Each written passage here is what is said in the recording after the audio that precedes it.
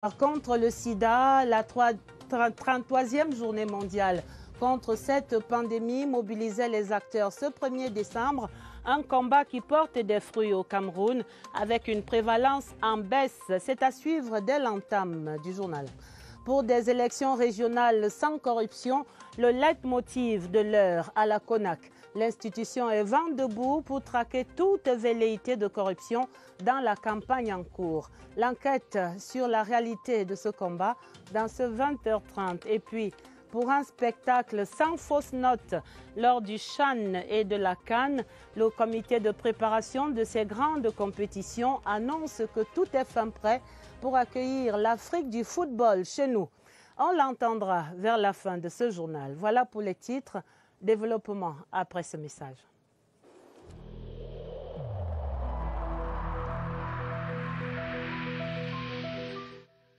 Le port du masque dans l'espace public restera obligatoire jusqu'à nouvel ordre.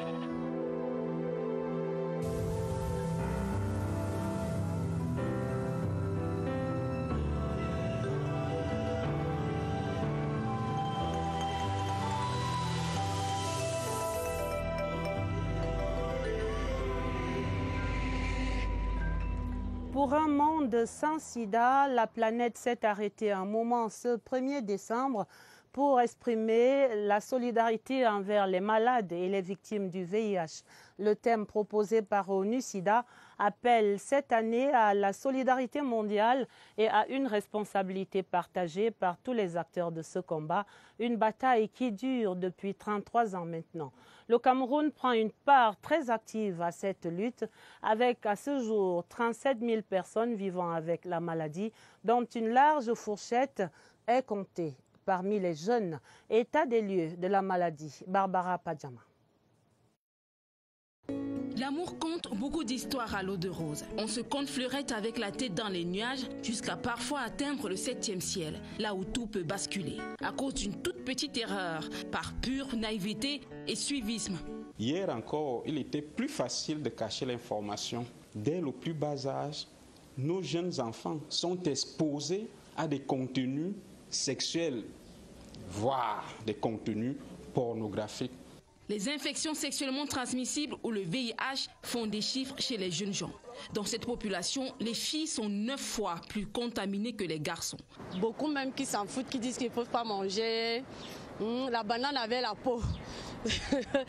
Elles sont très jeunes, qui vont après des sponsors sugar daddy sans protection. Des jeunes qui peuvent donc être au contact de ces gens qui disposent des artifices, peuvent donc, en forme de transaction, vouloir donc donner leur sexualité. Le préservatif doit être accessible à tous les niveaux.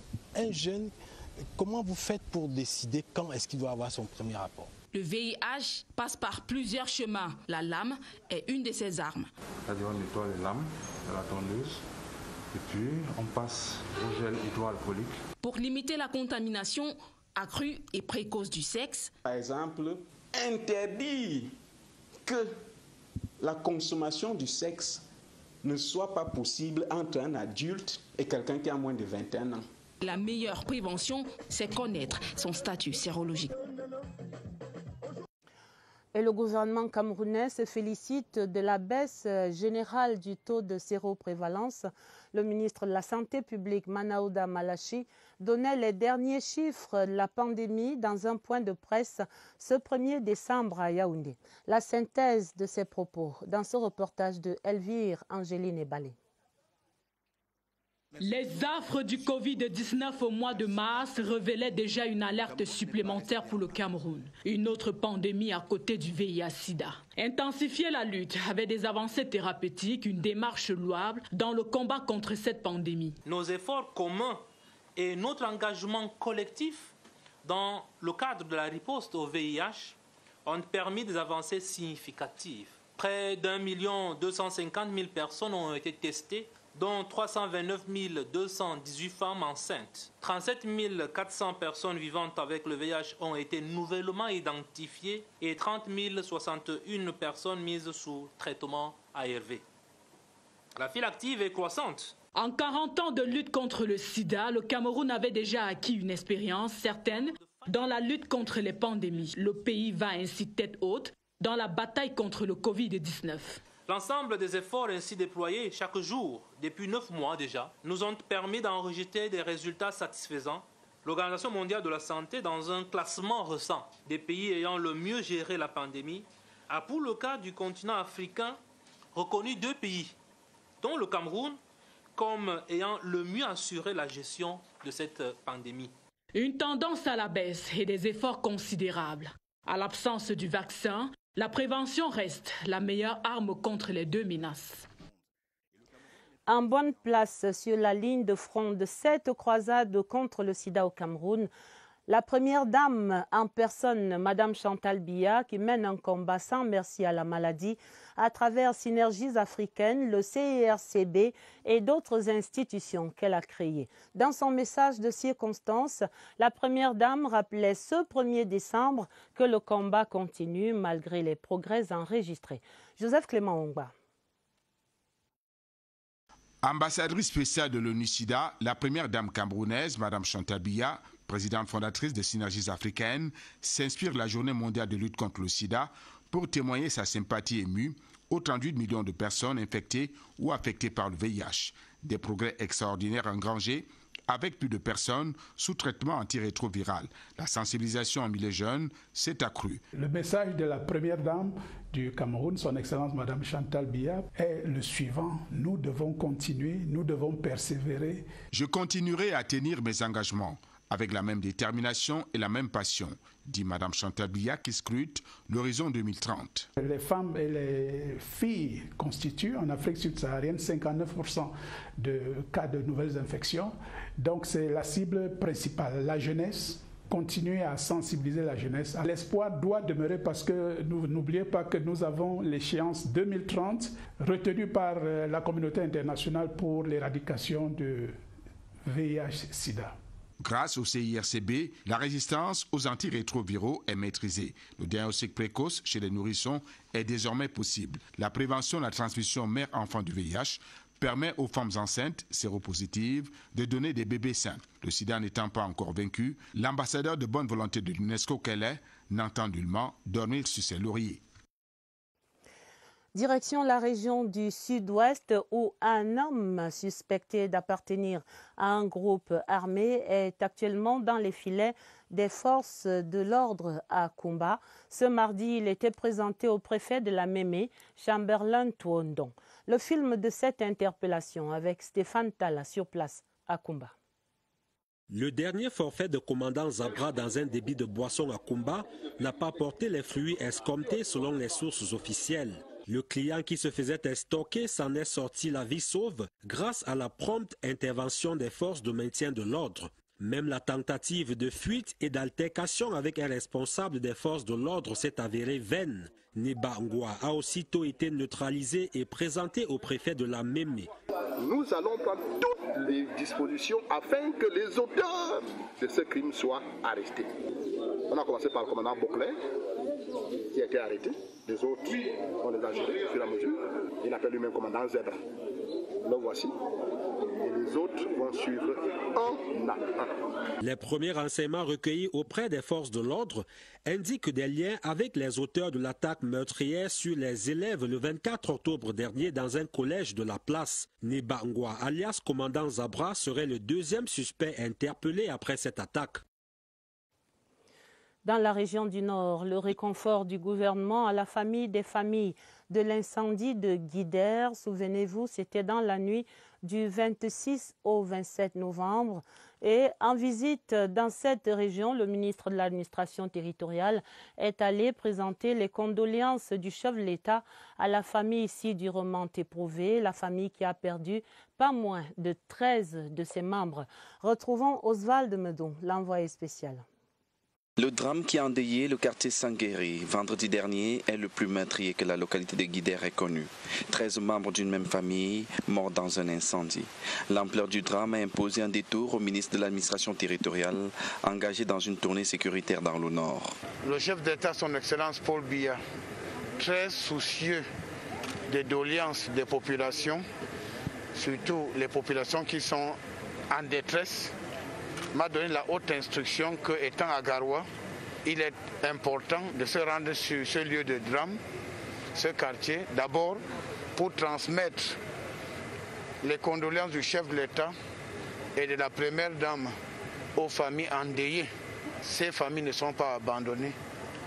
L'État trouvera moyen de les encadrer. Le geste de réconfort des pouvoirs publics met du baume au cœur d'une famille meurtrie. On est senti un peu à l'aise parce que c'est le représentant des chefs de l'État. Les causes du mystérieux incendie restent inconnues jusqu'ici. Ce serait d'ailleurs le 4e de la même nature enregistré en quelques temps seulement dans la ville de Guidère. Après Garoua et Maroua, Paula Tangandji était ce mardi dans la Damawa. En Ngandéré, comme ailleurs, il a transmis le même message à travers le Septentrion, message de mobilisation pour des élections régionales dans la sérénité et des fêtes de fin d'année sans fausse note. Une fois de plus, Oswald Modon dans la suite du ministre de l'administration territoriale. Menacée il y a quelque temps encore par des enlèvements en répétition avec demande de rançon, la situation sécuritaire de la région de la Damawa est désormais sous contrôle. Un résultat à mettre à l'actif d'une synergie d'action qui implique les autorités civiles et militaires et même les populations. Et l'actualité politique du moment impose encore l'implication de tous ces acteurs. Comme c'est une élection qui se déroule dans les chefs-lieux des départements, les préfets ont été instruits de vérifier, afin que même le bic ne doit pas manquer, l'encre ne doit pas manquer, tout ce qui doit être utilisé pour la tenue de cette élection doit être en place. Parce que le chef de l'État, son Excellence Paul Biya, tient à ce que ces élections se déroulent dans la tranquillité totale, la sérénité et, je dirais même, la perfection. Les directives ont été données dans ce sens aux principales autorités de la région. À part réussir le pari de l'organisation sereine des régionales, le défi aussi, c'est sensibiliser un secteur encore miné par de mauvais grains, les transporteurs par mototaxi. Et c'est le MINAT lui-même qui donne l'exemple, dans un dialogue pédagogique. Nous sommes venus aujourd'hui signer ce qu'on appelle le contrat social, en vous disant que pour exercer votre métier, voilà ce qu'il faut faire, voilà ce qu'il faut faire, voici ce qu'il ne faut pas faire. Une leçon visiblement assimilée, mais le gouverneur de la Damawa et ses collaborateurs devront encore veiller pour que ce nouveau pacte social soit strictement respecté. Un autre acteur sur le terrain de cette campagne pour les régionales, des régionales sans corruption, la CONAC appelle à cette mobilisation avec à la clé un numéro vert, le 15-17, pour dénoncer toute tentative et toute velléité de corruption autour de ce scrutin. Occasion ce soir pour la rédaction d'ouvrir l'enquête sur un phénomène plutôt souterrain et insidieux, l'achat des voix par quelque moyen que ce soit, un acte pourtant condamné par la loi mais pratiqué à ciel ouvert partout. Augustin Guizana mène l'enquête. Pour des élections régionales sans corruption, la Commission nationale anticorruption veille. Ses phares sont braqués sur les nouveaux acteurs des consultations électorales au Cameroun, à savoir les représentants du commandement traditionnel, les chefs de premier, deuxième et troisième degré. J'ai vu dans cette campagne des chefs traditionnels de quelque degré que ce soit donner de l'argent à d'autres chefs pour qu'ils soient élus. Cela réconforte les candidats délégués des départements et conseillers municipaux potentiels électeurs habitués des compétitions électorales au Cameroun. Ça ne s'arrête pas seulement au niveau de l'argent. D'autres peuvent choisir de vous héberger. Ils vous promettent qu'ils vous enverraient un véhicule pour vous accompagner jusqu'à votre bureau de vote. Il y a un autre outil maintenant par lequel on peut corrompre les opinions des électeurs, c'est entre autres l'intimidation. Seulement voilà, ces pratiques sont nuancées par certains acteurs.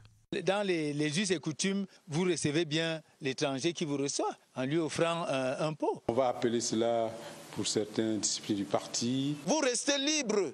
Il ne saurait vous rappeler que je vous ai donné l'argent du carburant. Pourquoi vous avez voté tel ou tel autre? Toutefois, la Commission nationale anticorruption veille. Sur sa table, il y a le code électoral, mais aussi le code pénal. Des documents qui sanctionnent avec la plus grande rigueur les formes de corruption en période électorale.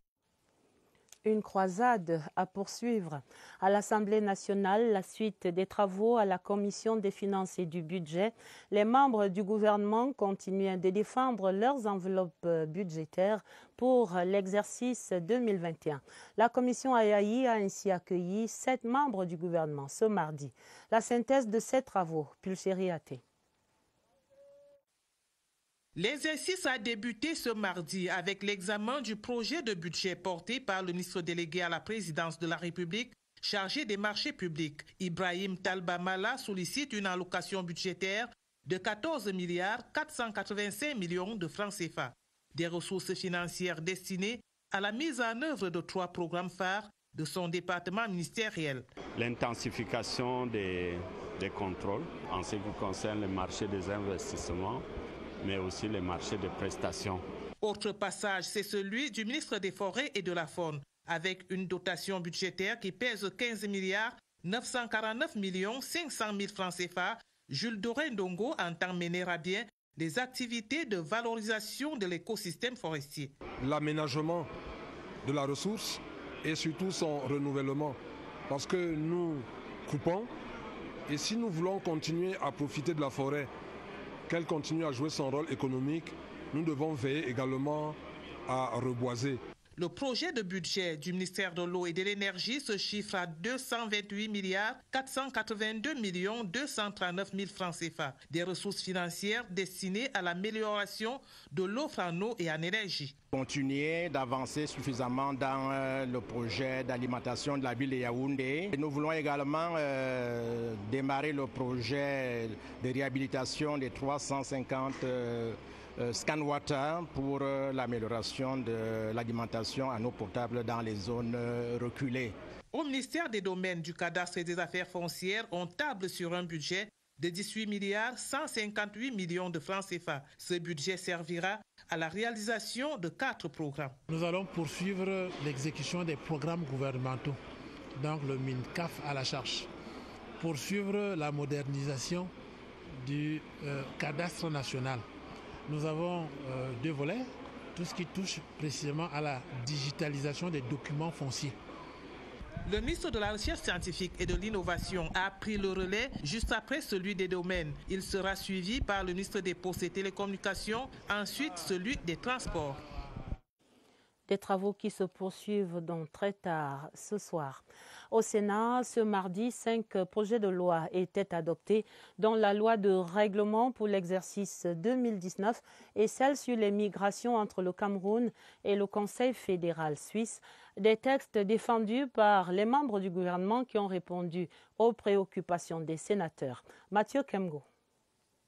Le projet de loi de règlement pour l'exercice 2019 a suscité les interrogations des sénateurs, notamment sur l'information du grand public sur l'exécution du budget de l'État et sur la soutenabilité de la dette du Cameroun.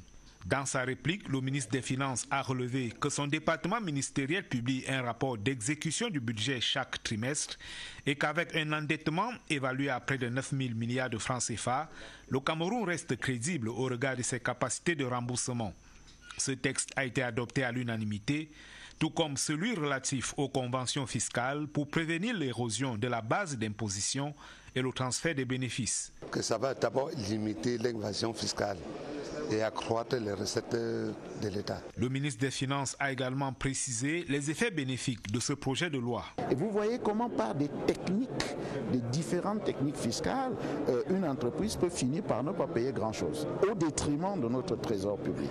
C'est pour ça que cette convention est vraiment quelque chose de très important pour les pays comme les nôtres qui cherchent à maximiser leurs revenus fiscaux. Quant au projet de loi sur la coopération en matière de migration entre le Cameroun et la Suisse, il était défendu par le ministre des Relations extérieures qui en a montré les avantages, tout comme il l'a fait en défendant le projet de loi sur la prévention des risques biotechnologiques.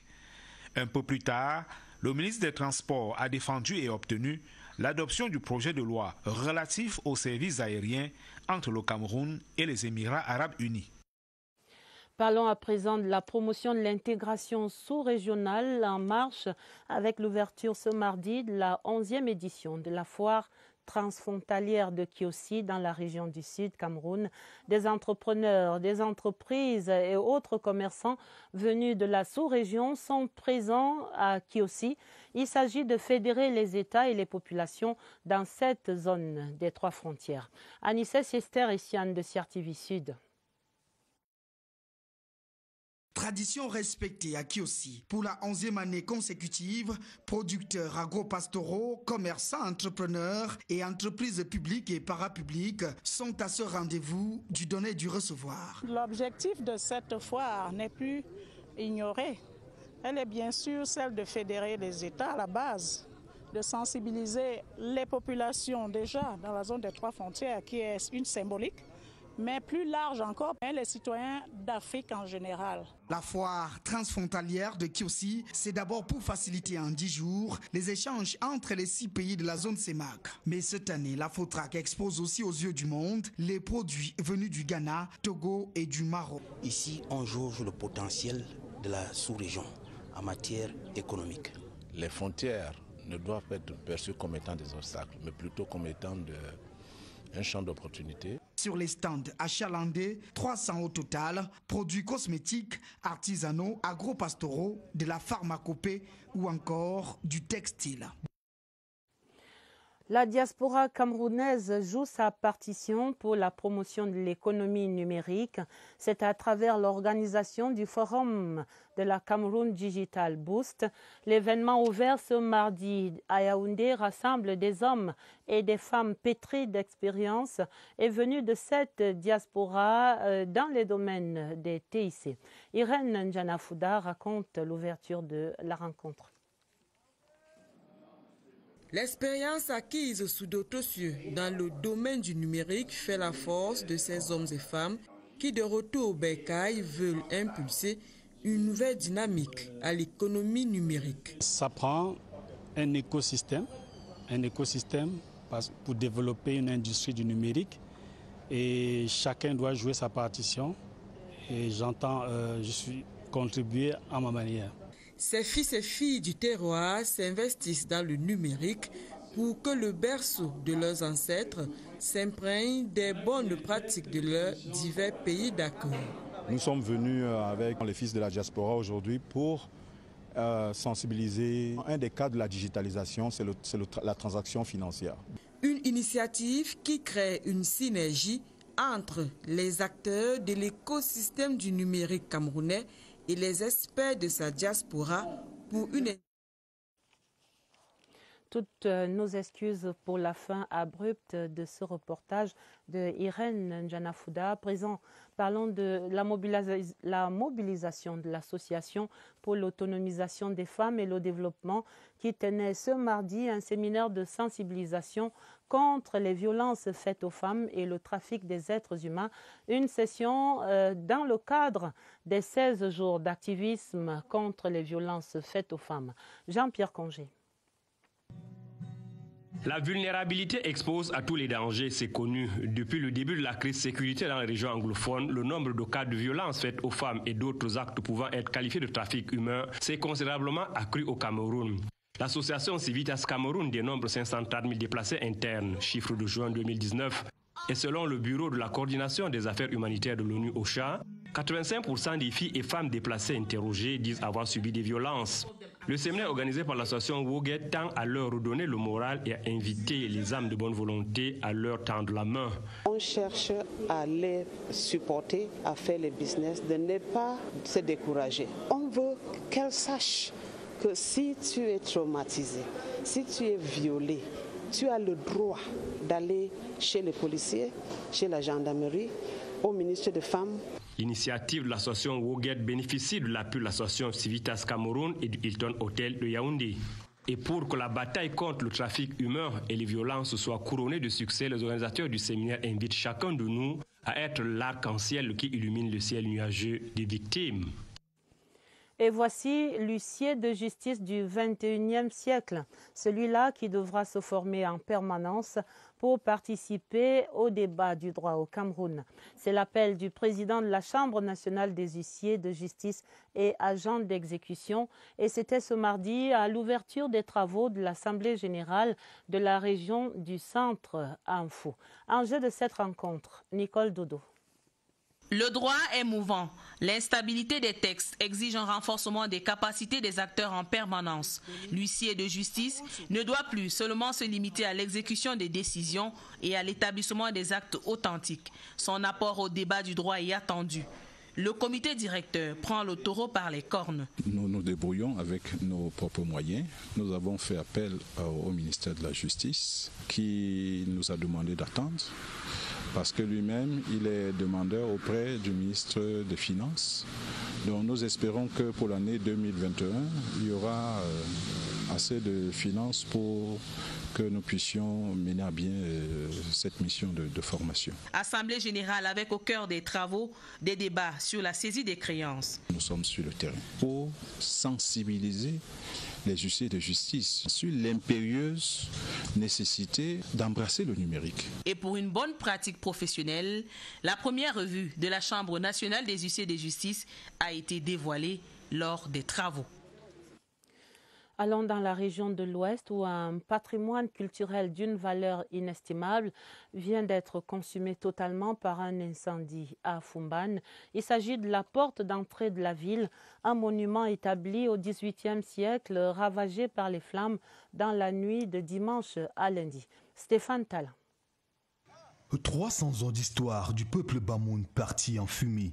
La porte d'entrée de la ville de Foumban, un monument historique et mystique de ce peuple guerrier qui avait permis au Bamoun de se protéger de l'invasion des Fulbe, a été ravagé par les flammes dans la nuit de dimanche à lundi. Si cette porte est allée en feu, ça veut dire que le peuple est en danger, il n'y a aucune sécurité. Le peuple Bamoun est sorti en grand nombre conduit par son chef de guerre, Sa Majesté le Sultan Ibrahim Bombo Njoya.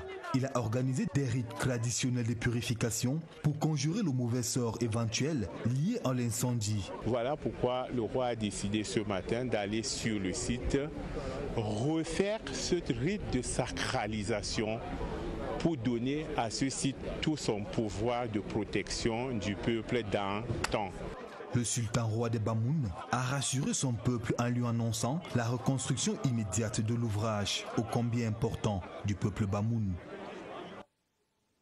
Et nous restons en culture pour les premières strophes du Festival international de poésie des 7 collines. Le festival était ouvert ce mardi ici à Yaoundé et c'est là une rencontre qui va rassembler du beau monde jusqu'à la fin de cette semaine, des amoureux des belles lettres et des bons mots, parmi lesquels on comptait aujourd'hui Jacques Grec Bolobo, Laurence Okalia. Des rimes et des vers sur la cadence des plumes, celles des poètes Ernest Lima et Patrice Caillot, honorés lors de cette 2e édition. 5 jours pour partager la beauté des vers engagés. Le rendez-vous a réuni à Yaoundé des poètes, slameurs et chanteurs. C'est surtout le foisonnement de poètes qui sont venus de toutes les régions du Cameroun, qui sont venus également de l'étranger pour porter la poésie camerounaise autour d'un thème, le thème qui est celui de vivre ensemble, ensemble pour la vie. Parce qu'en période de coronavirus, il est bon que la parole des poètes puisse être entendue. On est en train de dire que la poésie est en train de tomber en désuétude. Ici, on se rend bien compte qu'elle est vivante. Et de cette aventure poétique de quelques jours naîtra certainement la frénésie pour rimer avec poésie. La page des sports et on peut dire que le spectacle commence. Tout est fin prêt pour le CHAN et la CAN, annonce au terme de la 27e session du Comité national de préparation des Coupes d'Afrique des Nations de football. C'était ce mardi à l'immeuble Étoile. Laurentine Bokono. Yaoundé, Douala, Limbé, les stades retenus sont prêts à accueillir le championnat d'Afrique des Nations de football aujourd'hui, dès le 16 janvier prochain. Selon le ministre de la Communication, René Emmanuel Sadi, les 2 grands quarts de reportage au Bivan de la CRTV seront déployés dès la fin de ce mois à Japouma Douala et à Fandona à Yaoundé. Le match peut commencer bientôt. Ce qui est davantage rassurant, c'est le bon niveau d'exécution des recommandations de la CAF à l'issue de sa dernière mission d'inspection. Pour gommer quelques aspérités, le Premier ministre chef du gouvernement Joseph Dion-Goté prescrit au ministre des Sports de s'assurer que les préoccupations de la CAF sont effectivement traitées par les administrations concernées. Au ministre de l'Eau et de l'Énergie de s'assurer que Camwater et Eneo règlent sans délai les problèmes de raccordement de ces infrastructures au réseau d'eau et d'électricité. En ce qui concerne la circulation à l'entrée est de la ville de Douala, il est attendu du délégué général à la Sûreté nationale qu'il affine le plan de circulation proposé en étroite collaboration avec le maire de la ville et les autorités administratives. Les golfeurs camerounais également mobilisés dans l'attente dans 7 jours de l'ouverture de l'Open Golf Charity 2020. La conférence de presse d'avant-compétition ce mardi annonce la participation de l'Ouganda, du Zimbabwe, de l'Afrique du Sud et du Nigeria face aux professionnels locaux. Évariste Yenga. Le Golf Club de Yaoundé affiche déjà la verdure de son parcours. La surface de jeu des golfeurs est prête à l'emploi. Elle va accueillir le 8 décembre prochain l'Open Golf Charity et les Salotines. Le comité d'organisation en donne confirmation. Rassurer l'opinion publique que l'Open en lui-même aura bel et bien lieu. Il s'agira de la 2e édition. L'Open s'ouvre à l'international cette fois. 4 délégations étrangères font déjà leur bagage à destination de Yaoundé. Nous sommes au contingent annoncé sans désistement avec des confirmations de plans de vol. Toute l'organisation sait qu'on va donc accueillir les golfeurs internationaux d'au moins 4 nationalités. Plusieurs compétitions sont inscrites au tableau. Celles des professionnels, celles des clubs, celle des amateurs et celle des caddies. Dernière arrivée des délégations étrangères le 7 décembre, veille d'ouverture. Sur le green, la fin du 20h30, le journal était préparé. Avec la collaboration de Irène Njanafuda, vous aurez un autre journal à minuit. Il sera présenté par Dieudonné Zra et Gilbert Ongene. Mais dans l'immédiat, retrouvez Gladys Tata et Nicole Doudou pour le journal des régionales.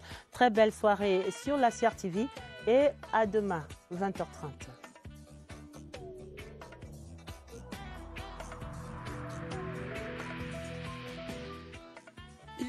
Essentiel que les mesures qui ont été indiquées soient absolument respectées par chacun de nous.